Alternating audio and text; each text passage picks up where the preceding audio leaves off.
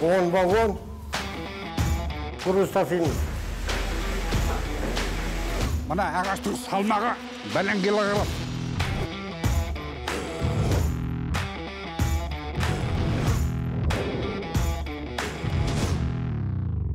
Ой. Қазақстан пайдалы қазбалар саны бойынша ең бай мемлекеттердің бірі. Еліміздің жер қойнауында Менделеев кестесінің 105 элементінің 99 анықталды. Барланған алтын қоры бойынша біздің еліміз әлемде 14-ші орында. Сарапшылардың бағалауы бойынша қор көлемі шамамен 2,5 мың тонна. Осы бағалы металды өндіру бойынша республика жетекші 20 елдің қатарында.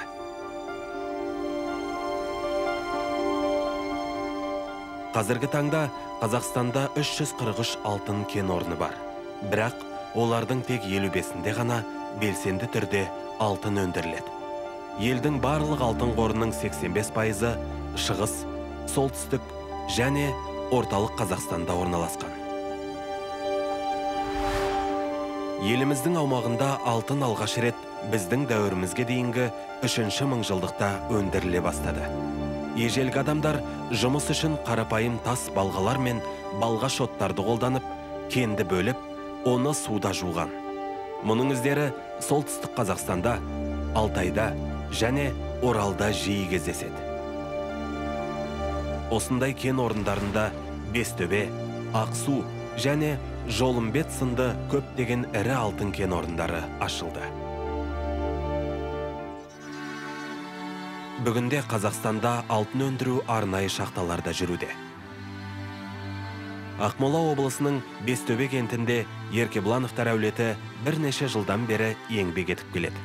Отбасы 11 мүшесінің жалпы еңбек өтілі 150 жылдан асады. Еркебұлановтар шахтерлер әулетінің ер азаматтары біздің түсірлі тобымызда ауылға кіреберісте қарсы алды. Қазақтың нағыз дәстүрлі қонақжайлығы деген осы. Үйге жеткенше әулет өкілдері кіші отанына айналған өлкенің қысқаша тарихын айтып берді. Бестөбе кенті 30-шы жылдардан бері табысты іске қосылған алтын кен орны негізінде құралған. Бестөбе алтын кен орны 1932 жылдан бері игеріліп келеді.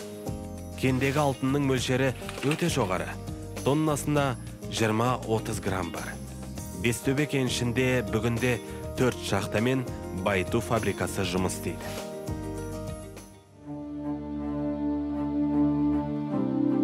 Еркебұлановтар шаңырағында түсіру тобымызды әулеттің әйелдер қауымы аста төк дастархан жайып қарсы алды. Біздің Бестөбе кентіне алтынның құлындайығына келгендеріңізге қош көрдік. Қадамдарыңыз қайырлы болсын. Ыстық бауырсақ жайылған шай үстінде әулет өкілдері кеншілер әулеті тараған түп атасы туралы айтып берді. Мен 42 жыл бір жерде шахтада жұмыс істедім. Еркебұланов Құрманғазы Тамаулы 1957 жыл туған. Центральная шахтасында жұмыс істейді. Жұмыс өтілі 42 жыл.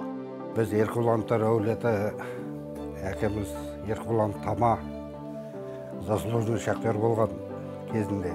Әулеттің негізін салушы Тама Еркебұланов кеніште еңбек жолын 1946 жылы бастады.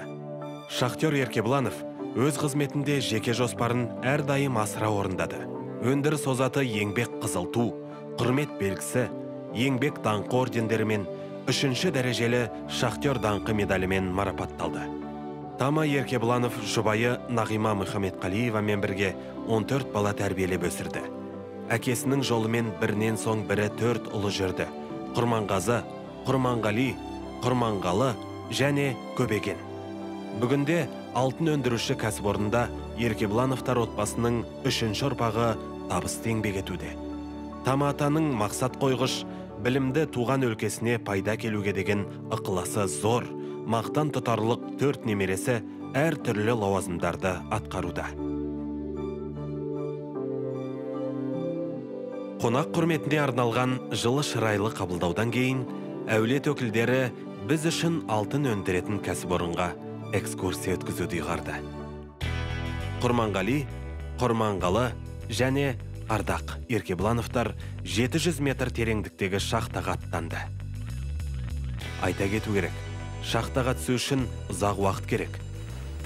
Алдымен кеншілер жер астында тоңып қалмауға көмектесетін арнайы киім киеді.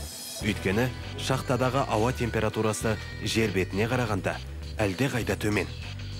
Ерекше назарды етікке аудару қажет.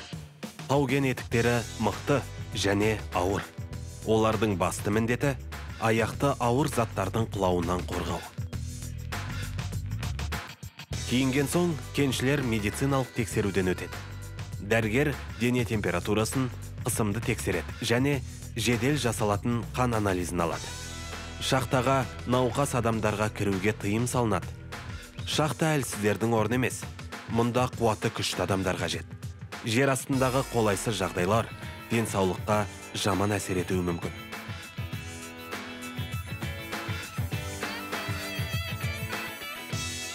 Медициналық тексеруден өткеннен кейін кеншілер қажетті жабдықталады.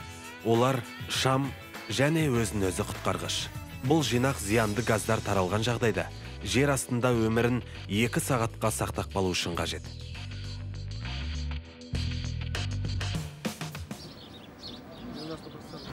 Арда жүр, кеттік жүр. Дежурный машинамен неге вентиляционный стволға барамыз. Содан түсеміз. Қажеттінің бәрін алғаннан кейін кеншілер оларды шахтаға тікелей жеткізетін қызметтік көлікке бағытталды. Ағайын інілерім мен барлығымыз осы жақта істейміз. Забытныйда. Еркебұланов Құрманғалы электровоздың жерасты машинисі болып жұмыс істейді. Еңбек өтілі 35 жыл. Вентиляционный стволына барамыз.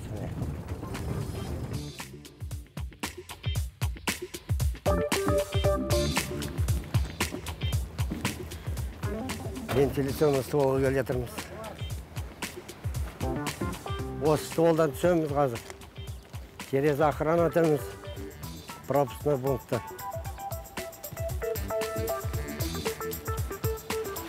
Міне, толға. Деп, бес жағыңдар.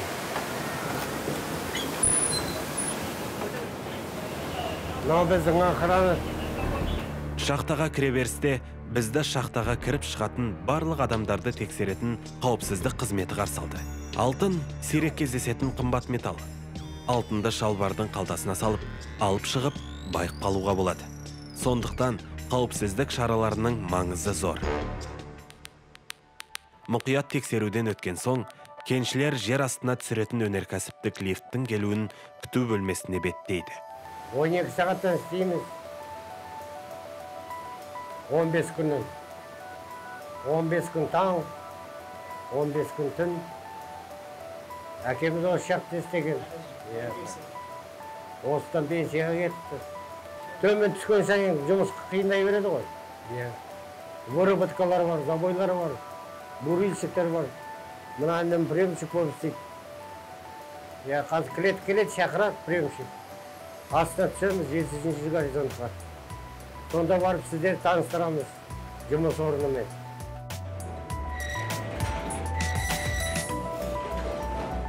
Өнеркәсіптік лифт әдеттегі лифттен мүлдем ерекше.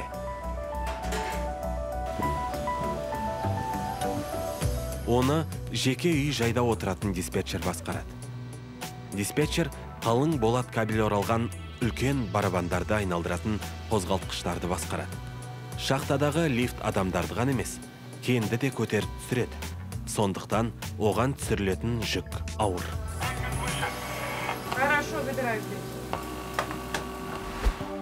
Құрманғазы Еркебұланов бізге өмірлік жары ырыстымен бірге жұмыс орнын көрсетуді ұсынды. Олар жер үстінде жұмыс істейді. Мына біздің жұмыс істейтін орнымыз шахта центральная. Мына менің келіншегім осы шахтада, центральный шахтада 8 жыл жұмыс істеді, машинистка подъема болып, екеуміз ерлі-зайыпты қол ұстасып, сырласып жұмысқа келетінбіз. Содан міне пенсия шығып, қазір үйде немере бағып отыр. Мен әлі жұмыс немді жалғастырудамын. Мынау біздің участок, осында наряд береді. Нарядқа қол қоямыз, фамилиямыз жазулы. Осында қолды қоямыз, наряд аламыз, қандай жұмыс істейміз. Мынау Дәуреннің мынау участкасы. Дәурен горный мастер болып істейді. Қарағанның қаруын бітіріп келген. Еркебұланов Дәурен Құрманғалиұлы 1993 жылы туған. Алтын өндіру жүйесінде 2015 жылдан бері жұмыс істейді. Жұмыс өтілі 5 жыл. Почему я решил вот шахту пойти? Мен атамның, әкемнің әңгімелерін тыңдап өсіп, шахтер болам деп шештім. Олардың бас қосып алтын өндіру ісі туралы айтқан әңгімелері маған қызық еді. Шахтердің еңбегі өте күрделі және жауапты. Көп күш жұмсап, айрықша ден қоюды қажет етеді. Шахтада нағыз жігерлі азаматтар ғана жұмыс істейді. Ана тұрған біздің эстакада. Сол эстакада мен 12 жыл жұмыс істеп отырмын. Жер астынан вагонеткамен груз шығарып тұрады, сол грузды принимать етемін. Мынау шахтаның лесо материалдары, осы материалдарды шахтаның астына түсіреміз. Крепление жасайды осыдан. Неше түрлі нелерді шахтаның астына түсіріп, өздері крепить етеді, люк жасайды, неше түрлі нелерін өздері біледі, подземный жұмысшылар. Кеншілер ең қуатты адамдар деген сөз бар. Бұл сөздің дәлелі ретінде 63 жастағы Құрманғазы Еркебұланов өзінің физикалық қабілеттерін көрсетуге бел буды. Мен 75 жылы бірінші рет жұмысқа түскенде осы ағаштарды түсіру керек болды. Сонда мына ағашты 6 метрлік ағашты ортадан кеседі 3 метрден. 3 метрден кеседі. Мысалы, мына ағаш, міне кесілген ағаш, осыны көтеріп, иыққа салып, біз анау жаңағы неге апарамыз. Мына ағаштың салмағы 1 килограмм.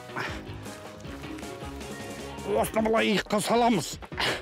Мен бірінші рет молодой білмеймін. Бұлай қиқалаңдап, құлап, бұлай. Ағашпен бірге құлап, күлкі болған кездерім болды. Өйткені бұна адамның денесі иық әбден үйренбеген. Міне 42 жыл осы ағаш менің иығымдан түскен емес.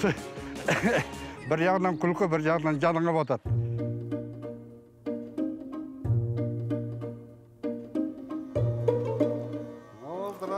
Лиля, привет, как дела?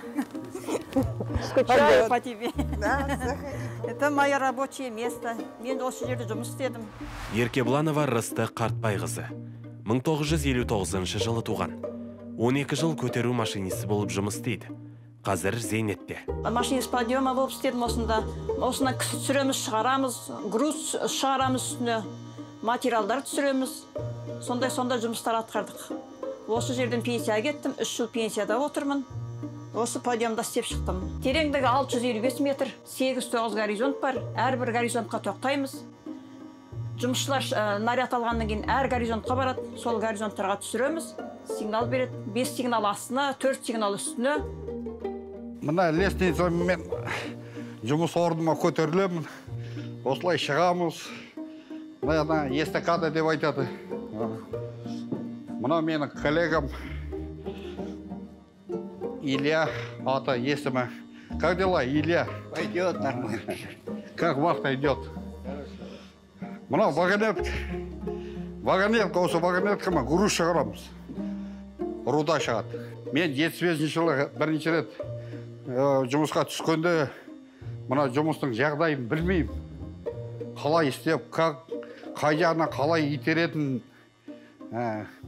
Жаспын, 18 жаста вагонға шамам жетпейді. Содан бұлай итерім, құлақ болған күндерінде болды.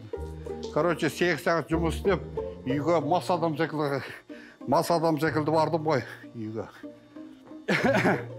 Мұнда вагондар құлақ болады кейде, соны көтересің, не десің, қалдарың қалай? Мұна біздің коллегалар, бұлар подземный взрывниктар. Взрывной работа жүргізеді астында.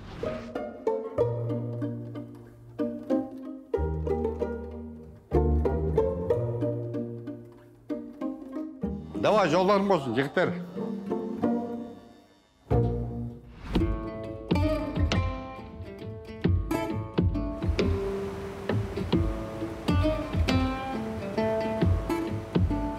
Біздің кезегіміз келіп, шахтерлер лифтке бет алды.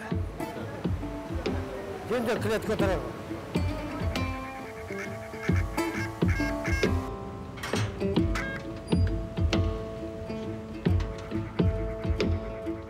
Диспетчердің белгісі бойынша лифт төмендей түсті.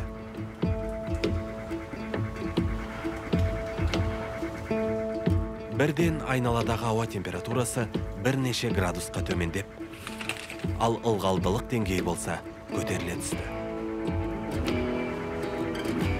Мұндай жағдайға кеншілердің еті үйренген. Бірнеше минуттан кейін лифт 700 метрге түсіп, сапар аяқталды.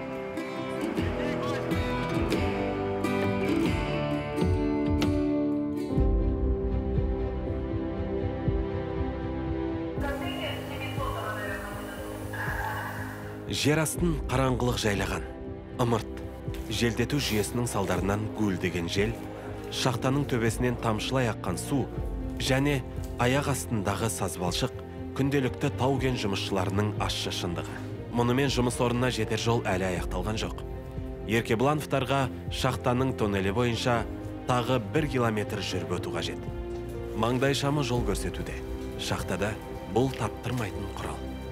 25-ші горизонттан кейін төгет порода, породный люк дейді бұл. Осыдан порода аламыз. Депо, электровозный депо, троллейный депо. Троллей тоқпен жүреді.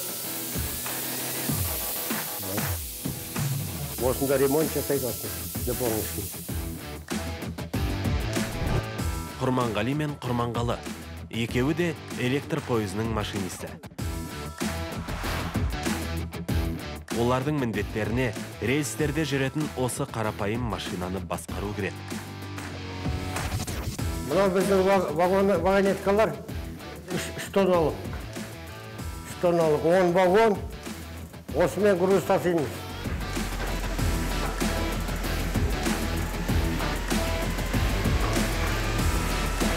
Кен карьерден шыққан кезде электр пойызының вагондарына құйылып, лифтке жеткізіледі. Содан кейін оны әрі қарай өңдеу үшін жер бетіне көтереді.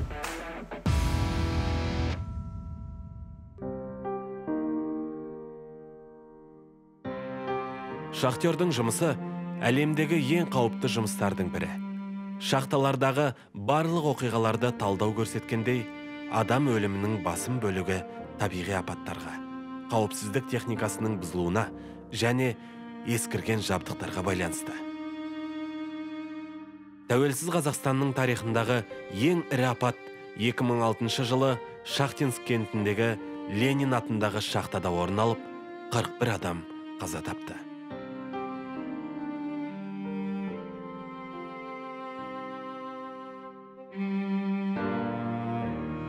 Еркебұлановтар шахтер жұмысының өмірге қауіпті екенін біледі, және шахтаға әрбір түсу күндерінің күнінде соңғы болуы мүмкін екенін жақсы түсінеді. Сондықтан қауіпсіздік техникасын сақтау бұл кеншілердің санасына құйылатын бірінші қағида. Міне, кіріңіздер. Мынау біздің тамақ ішетін столовымыз.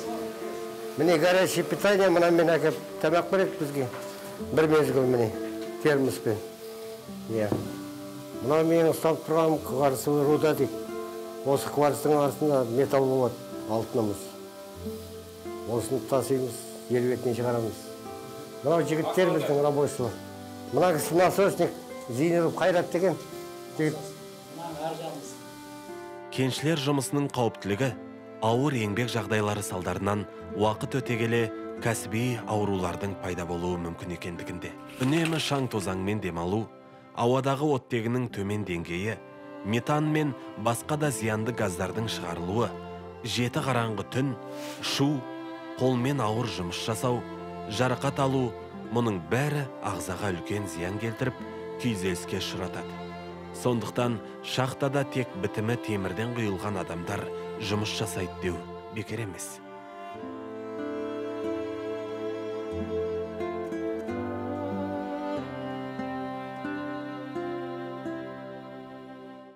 Мына территорияда менің әкем осында бірінші рет иә, ручной трудпен еңбек етіп, қиналып, үйге келіп, ол кезде спецовка деген жөнді спецовка да бермейді.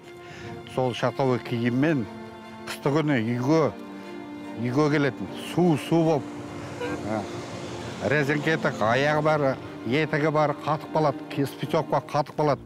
Содан мамка пештің жанына, пештің несіне, плитасының үстіне почти құлап жатқандай болады.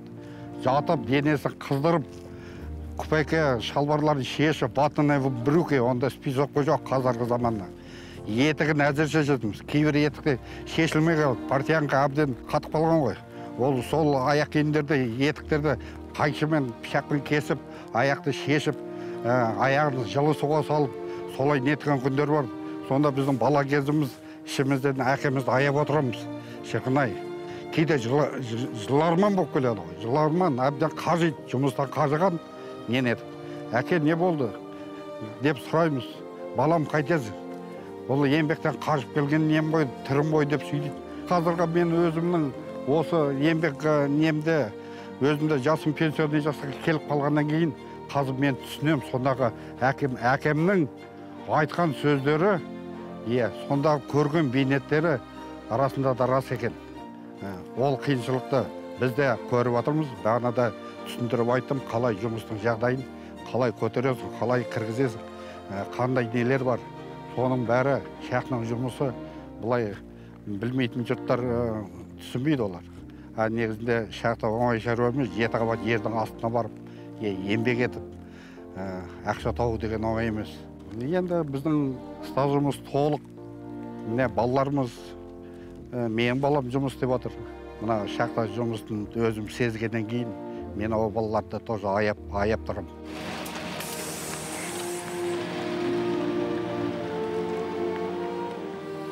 Мұны әкемнің шаңырағы, бұны 62 жылы шахта атынан помощь жасап, осы үйдің қабырғасын рабочийлық салып берген. Осы үйде өсіп, білім алып, осы үйден аяқтанып, осы үйден бәріміз үйленіп шықтық. Мына ағашты әкем өзі қолымен еккен. Әкем өзі қолымен егіп, біз осыны суарып, осылай өсіргенбіз. Мынаны қанша жапырақ, қанша бұтағы бар. Мен кейде өзім ойлаймын, осы біздің ұрым бұтағымыздың несі шығар, Алла тағала осылай гүлдендір өсіріп тұрған деп.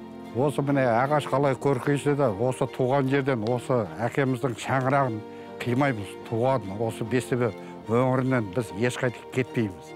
Өзіміздің туған отанымыз.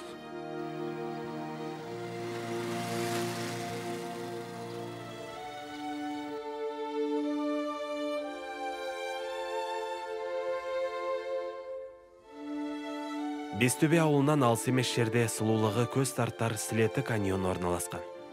Еркебұлановтар әулетінің өкілдері өзінің тартымдылық келбетімен жүздеген демалушылардың назарын аударған алқапты өте жақсы көреді.